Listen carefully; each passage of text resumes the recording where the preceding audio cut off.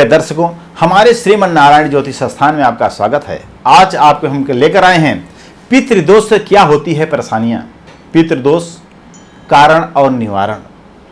जन्मपत्री में पितृदोष कैसे बनता है, क्या इसका उपाय होता है, इसमें क्या करना चाहिए और क्या नहीं करना चाहिए, सारी बातें अंत तक वीडियो को देखिए तो आपको पूरी पितृ से संबंधित जानकारी होगी।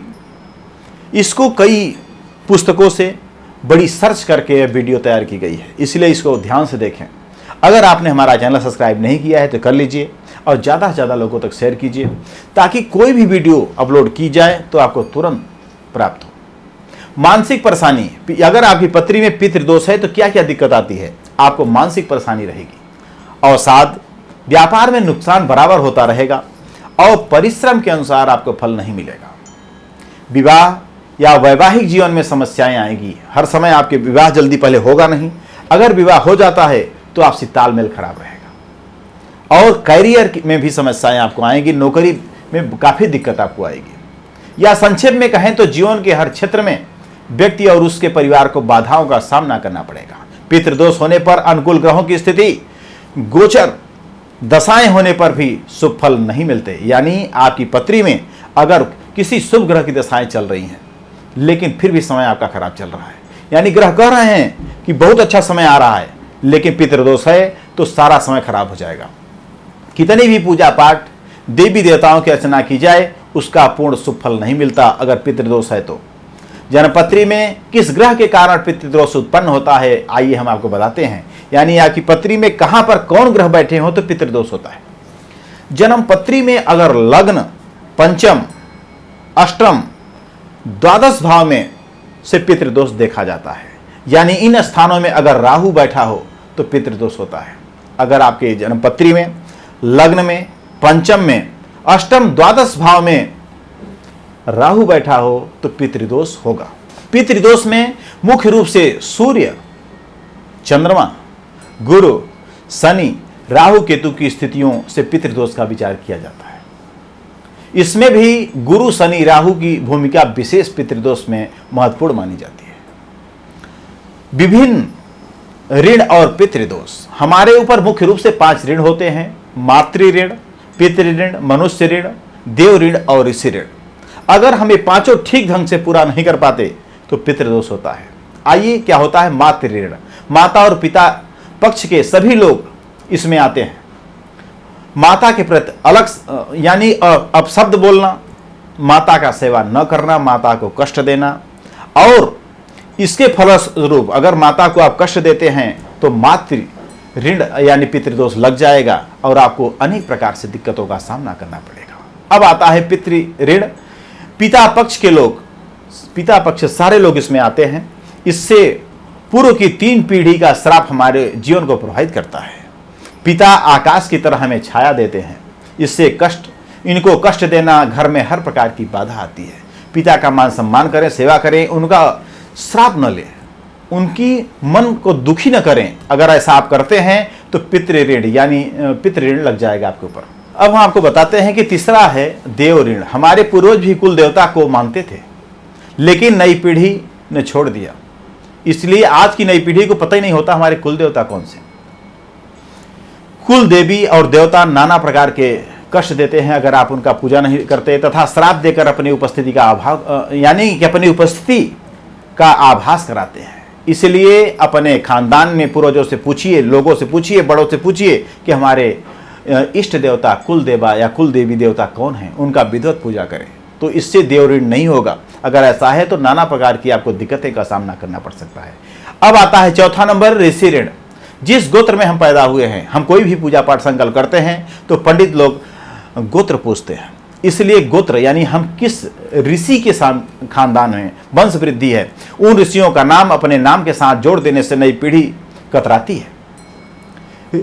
ऋषि तर्पण नहीं करते तो ऋषि श्राप दे देते हैं और घर में मांगलिक कार्यों में बाधा होती है। अगर ऐसी स्थिति है तो विधिवत इसका उपाय करें तो शांति होगी, नहीं तो अनेक प्रकार से समस्याओं का सामना करना पड़ेगा। अब आता है मनुष्य ऋण। माता पिता के अतिरिक्त जिन अन्य मनुष्यों ने हमारे प्यार दिया, यानी माता पिता परिवार के अलावा भी अब जिन लोगों ने हमको प्यार दिया, समय पर मदद की, गाय आदि पशुओं का दूध दिया, जिन अनेक मनुष्यों पशु पक्षियों ने हमारी प्रत्यक्ष या अप्रत्यक्ष मदद की, उनका ऋण भी हमारे ऊपर हो जाता है। आजकल गरीब, बेबस, लाचार लोगों की धन संपत्ति का हरण करने वाले, यानी किसी की धन संपत्ति आप हरण कर लें तो भी पितृदोष की श्रेणी में आता है। और ऐसी स्थिति में अगर आप ऐसा करते हैं, अपने भाई मतलब किसी भी व्यक्ति का, अपने मित्र, यार, दोस्ती, रिश्तेदार या किसी गरीब का जबरदस्ती आपने जमीन हड़प लिया, घर हड़प लिया, धन हड़प लिया, नहीं दे रहे हैं, तो ऐसे में भी मनुष्य ऋण लग जाता है। और ऐसे में आपको आने वाले समय में असाध्य रोग हो जाएगा, जो कोई उपाय नहीं होगा, कोई दवाइयाँ नहीं काम करेगी, और ऐसे में वंश आपका रुक जाएगा और आपकी संतान बिगड़ जाएगी और नाना प्रकार की दिक्कतों का आपको सामना करना पड़ेगा। पितरों के रुष्ट होने के कारण क्या है? माना जाता है कि पितृदोष एक अदृश्य बाधा है जो हमको दिखाई नहीं देती। ये बाधा पितरों द्वारा रुष्ट होने के कारण होती है। पितरों के रुष्ट होने के कारण कई हो सकते हैं। आपके आचरण से, आपका आचरण कैसा है समाज में, आप किसी परिजन द्वारा की गई गलती से, यानी कब कब पितृदोष लगता है, आप इसको ध्यान से देखिए।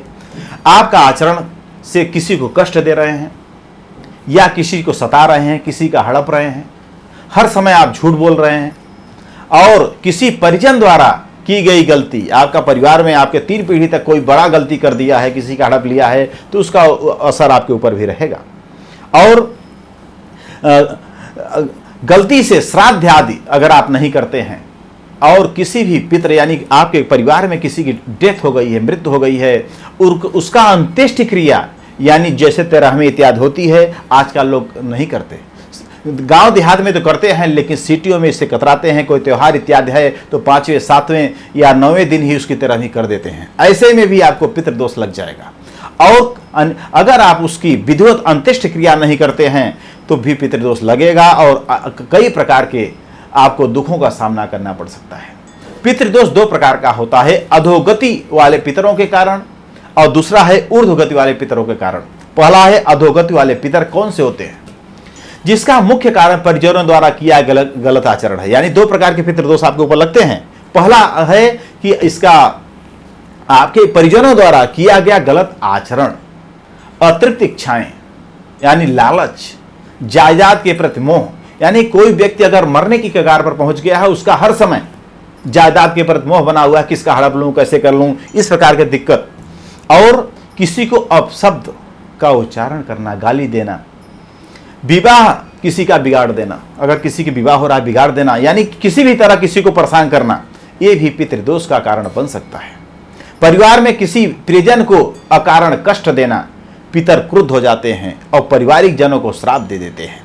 नकारात्मक फल हर समय आपके जीवन में मिलने लगता है। अब हम आपको बताते हैं कि दूसरा है ऊर्ध्वगति वाले पितर।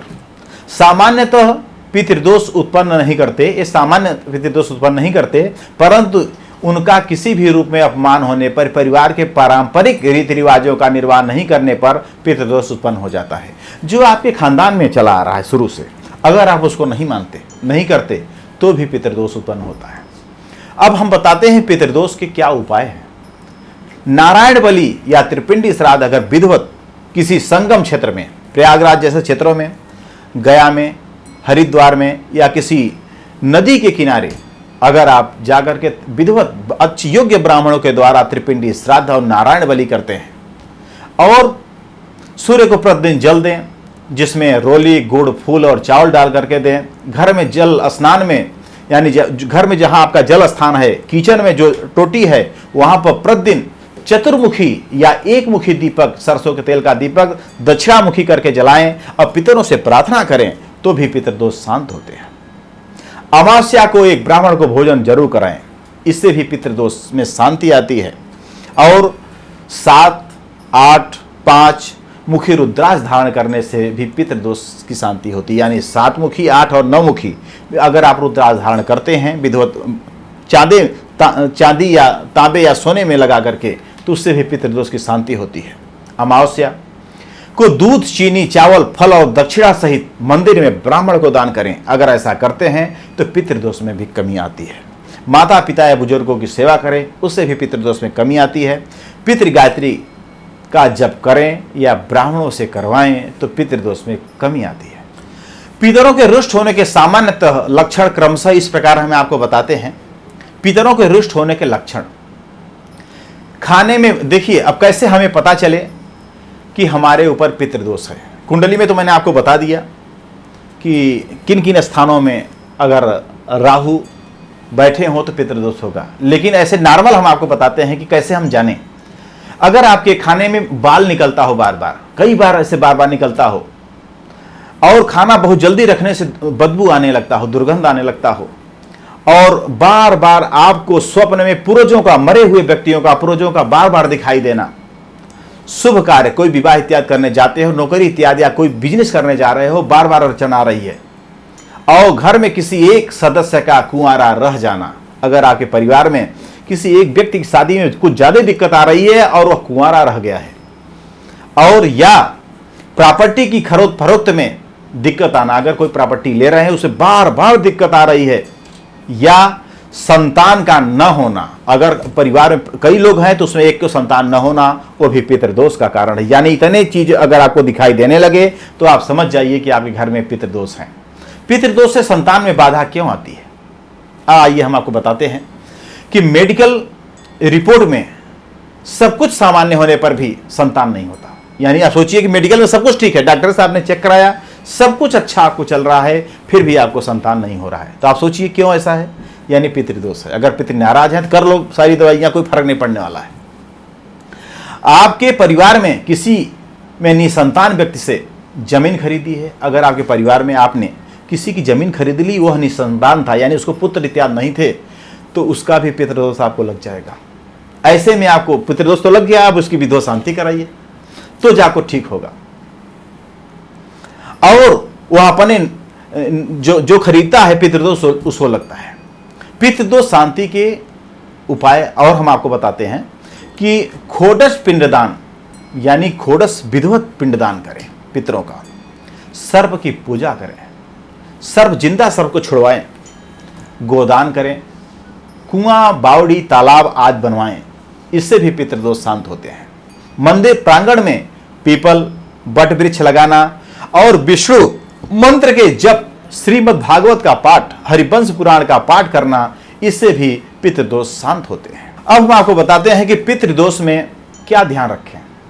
घर में कुआं हो या नल हो या पीने का पानी रखने की जगह हो, उस जगह शुद्धता का ध्यान रखें। यानी अपने किचन में जहां पानी इत्यादि रखा जाता है, वहां अगर आप शुद्धता एकदम साफ सुथरा रखें तो क्योंकि वह पितृ स्थान माना जाता है, तो पितृदोष में कमी आएगी, पितृ एकदम सही रहेंगे, प्रसन्न रहेंगे। इसके अलावा पशुओं के लिए पीने का पानी भरवाएं, अगर कहीं पशु इत्यादि हैं तो उनके लिए पीने का पानी की व्यवस्था करें, प्याऊ लगवाएं। आवारा कुत्ते को जलेबी खिलाने से पितृदोष शांत होता है। पितृ गायत्री का जप करने से भी यह दोष शांत होता है। और हम आपको कुछ और उपाय छोटे छोटे बता देते हैं। गरीब कन्या की शादी करवा देने से पितृदोष शांत होता है। गजेंद्र मोक्ष का प्रतिदिन पाठ करने से भी पितृदोष शांत होता है। अपने घर के वायव्य कोण में पीपल, यानी अपने घर के वायव्य कोण कौन होता है, पश्चिम और उत्तर का कोने को वायव्य कोण कहते हैं। पीतल के एक दीपक में सरसों का तेल वहां पर प्रतिदिन जलाएं, उससे भी पितृदोष शांत होता है। घर में प्रतिदिन देसी कपूर, गूगल जलाने से पितृदोष के प्रभाव में कमी आती है। अगर ऐसा करते हैं तो पितृदोष में कमी आएगी। अधिक जानकारी के लिए आप हमारे नीचे दिए हुए नंबरों से संपर्क करके और भी जानकारी आप ले सकते हैं। बहुत सारी वीडियो हमारे चैनल पे हर दोष का उपाय या दोष के कारण और निवारण सब डाली हुई हैं। आप हमारा चैनल अगर सब्सक्राइब नहीं किए हैं तो कर लीजिए और ज़्यादा से ज़्यादा लोगों तक शेयर कीजिए। इन्हीं शब्दों के साथ हम अपनी वाणी को विराम देते हैं। नारायण। भूमि, भवन, वाहन, धन, संपत्ति, शादी, व्यापार एवं संतान आदि से संबंधित समस्याओं से है परेशान और चाहते हैं उनका संपूर्ण निदान, तो आचार्य पंडित अवधेश द्विवेदी से तुरंत संपर्क करें। हमारे संपर्क सूत्र हैं 8510997810। हमारा ईमेल आईडी है shrimanarayanjyotishsansthan@gmail.com। हमारे यहाँ वैदिक ब्राह्मणों के द्वारा सभी प्रकार के पूजा पाठ, कर्मकांड, यज्ञ अनुष्ठान, विवाह, गृह प्रवेश, काल सर्प दोष व नवग्रहों की पूजा आदि कराई जाती है। हमारे यहाँ सभी प्रकार के यंत्र, राशि रत्न कवच, जन्मपत्री एवं रुद्राक्ष सिद्ध किए जाते हैं। व्यापार में रुकावट, गृह क्लेश, आर्थिक समस्या इत्यादि का समाधान किया जाता है।